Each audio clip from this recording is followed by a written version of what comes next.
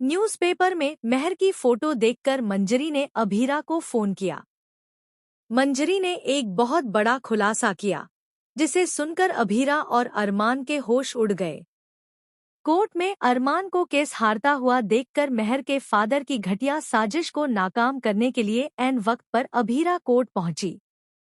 Court में मंजरी द्वारा दिए गए सबूत और मेहर की मां की रिकॉर्डिंग ने पूरी कहानी पलट दी। मेहर को बहुत बड़ा झटका लगा और मेहर के फादर के भी होश उड़ गए। जी हां दोस्तों, सीरियल यह रिश्ता क्या कहलाता है में आने वाले अपकमिंग एपिसोड्स में जबरदस्त और गेम चेंजिंग ट्रैक देखने को मिलेगा। आने वाले एपिसोड में आप देखेंगे कि कहानी पूरी तरह से पलटने वाली है। अब तक जिस तरह से कहानी चल रही थी, मेहर अपना केस जीतकर बेहद खुश थी और अरमान के प्यार में पागल हो चुकी थी।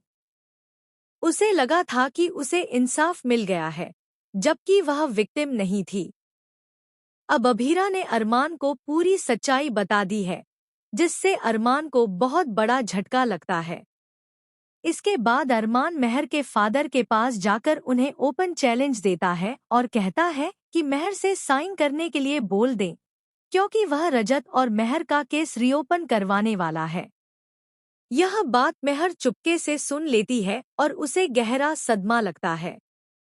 हालांकि मेहर के फादर उसे दिलासा देते हुए कहते हैं कि अरमान यह केस कभी नहीं जीत पाएगा और वे ऐसा होने नहीं देंगे। लेकिन मेहर के फादर चुप बैठने वालों में से नहीं हैं। वे एक और खतरनाक साजिश रचते नजर आते हैं। इसी बीच मेहर की साजिशें मीडिया और न्यूज़पेपर में सामने आने लगती हैं। न्यूज़पेपर देखकर मंजरी हैरान रह जाती है और तुरंत अभीरा को फोन करके पूरी सच्चाई बता देती है कि किस तरह से मेहर ने बिरला हाउस के साथ मिलकर चालें चली हैं। यह सब सुनकर अभीरा का गुस्सा फूट पड़ता है। कोर्ट रूम में अरमान केस हारता हुआ नजर आता है और मेहर व रजत का केस फिर से रीओपन किया जाता है। दोबारा सुनवाई शुरू होती है। ऐसा लगने लगता है कि अरमान यह केस हार ही जाएगा, लेकिन ऐन वक्त पर अभीरा कोर्ट पहुंच जाती है।